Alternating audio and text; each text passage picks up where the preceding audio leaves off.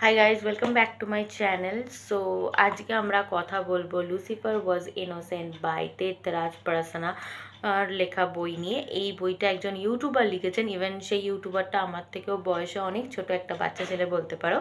সেই বইটা লিখেছে এবং এই বইটা খুব কন্ট্রোভার্সিয়াল। আমি ইউটিউবে যতটা সার্চ করে দেখেছি, মানে বিশাল পরিমাণে এটাকে হাইপ দেওয়া হয়েছে। আমি জানি না এটা মার্কেটিং করার জন্য, যেহেতু একজন ইউটিউবার লিখেছে তো সেই হিসাবে সিরিয়াসলি লোকে নেবে কিনা, সেই হিসাবে মার্কেটিং করার জন্য এতটা হাইপ, এতটা কন্ট্রোভার্সিয়াল কিনা।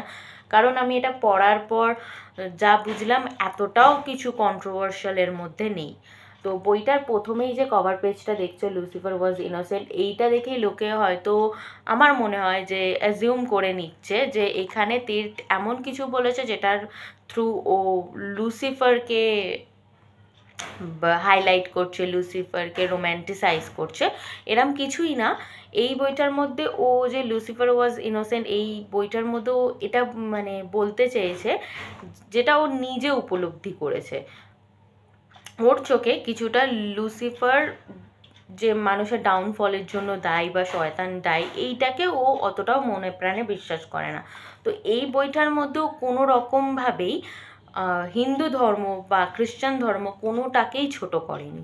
ইভেন ও কোনো ধর্মের বিরুদ্ধে গিয়ে অন্য কোনো ধর্মকে প্রমোটও করেনি।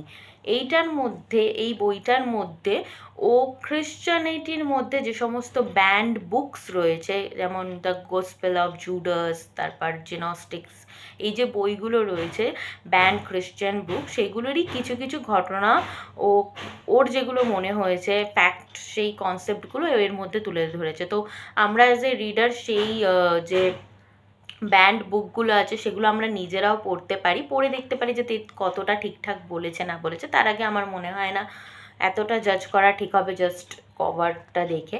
আর এটা তো উচিতই না কোনো বইয়ের কভার দেখে বইটাকে জাজ করে। অলদো বইটা আমার মানে খুব একটা খারাপ কিছু লাগেনি, যা লিখেছে যুক্তিসঙ্গত। আর বইটাকে একটু কী বলবো, ফিকশনালাইজও করা হয়েছে। বইটার মেন স্টোরি হচ্ছে যে তীর্থ এরকম একটা ভিডিও করছে, ফিউচারে সেই ভিডিওটা আপলোড হবে, ততদিনে তীর্থ কী বলবো হারিয়ে যাবে। তো ততদিনে তীর্থ হচ্ছে ও কোথাও একটা হাপিদিশ হয়ে যাবে বা হদিশ ওর পাওয়া যাবে না, যেটার কিছু এখানেও দেয়া রয়েছে অ্যাজ এ মিসিং বলে, দেখতেই পাচ্ছ। এরমটা কিছু না, এটা জাস্ট ফিকশনালাইজ। মানে এটার মধ্যে দেখা যাচ্ছে যে তীর্থ হঠাৎ করে ও মানে ওর লাইফে সব থাকা সত্ত্বেও, as a young YouTuber, successful, money, fame সব কিছু থাকা সত্ত্বেও ওর মধ্যে একটা অল টাইম মিসিং বিষয় রয়েছে। তখন ও একটা ক্যাফেটেরিয়াতে যায়, সেই ডেটের কাছে গিয়ে স্টারবাক্সের মেবি একটা, যেখানে যে টেবিলে ও কফিটা অর্ডার করেছিল ডেটের সাথে, সেই ডেট চলে যাওয়ার পর ও একটা বুক রাখে, একটা বই পায়, সেখানে সব এন্টিটি সামন করতে পারবে এরম কিছু রিচুয়ালস থাকে। এবং সেই বইটা পড়ে ও লুসিফারকে সামন করে এবং লুসিফার ওর সামনে এসে এই দুনিয়ার সম্পর্কে যে আসল সত্যি, রিয়েল ট্রুথ, সেগুলো ওর সামনে রিভিল করে। তো এই সত্যিগুলো আর কিছুই না, যে এখানে ইভেনও আমাদের কিছু উপনিষদেরও উক্তি ব্যবহার করেছে যে আত্মাই ব্রহ্ম, এই যে কথাটা, এইটার উপরেই বেশি জোর দেওয়া হয়েছে।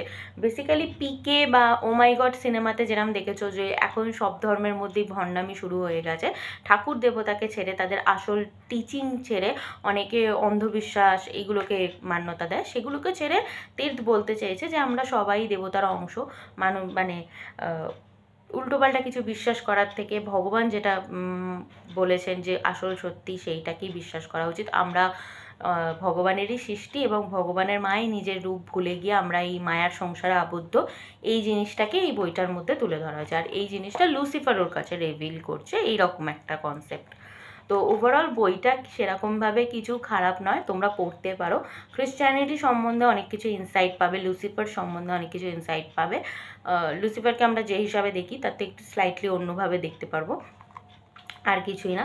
তো ওভারঅল বইটা ভালো। এই বইটা আমি মিশো থেকে পারচেস করেছি, নইলে এই বইটা ফ্লিপকার্ট, অ্যামাজনে অনেকটা দাম বেশি। আর মিশো এটা 114 টাকা, 100 টাকাও তোমরা পেয়ে যেতে পারো। বইটা খুবই পাতলা। যেহেতু এটা মিশো আমি কম দামে কিনেছি, একটু প্রিন্টিং ফন্ট সাইজগুলো ছোট আছে, আর অলদো এর মধ্যে তুমি পিকচার্স পেয়ে যাবে, পিকচার্সগুলো একটু স্লাইটলি হেজি, আদারওয়াইজ সব ঠিকই আছে। তো এই হলো লুসিফার ওয়াজ ইনোসেন্টের শর্ট সামারি আর শর্ট রিভিউ। বইটা ভালোই লেগেছে। আমি আবারও বলবো, এর মধ্যে কিছু প্রভোকিং নেই। জিনিসটাকে এত বেশি এরম করার দরকার নেই যে লুসিফারকে হাইলাইট করা হচ্ছে, লুসিফারকে প্রমোট করা হচ্ছে, এরম কিছুই না। তো আমরা হিন্দুরা যেটা বিশ্বাস করে থাকি যে কর্মর মধ্যেই ফল রয়েছে, আত্মাই সব, আত্মাই ব্রহ্ম, সেই জিনিসটাকে এই বইটার মধ্যে তুলে ধরা হয়েছে, আর কিচ্ছু না, নাথিং এলস। তো আমার ভিডিওটা যদি তোমাদের ভালো লেগে থাকে অবশ্যই like share subscribe share comment করো। Anyway, thank you.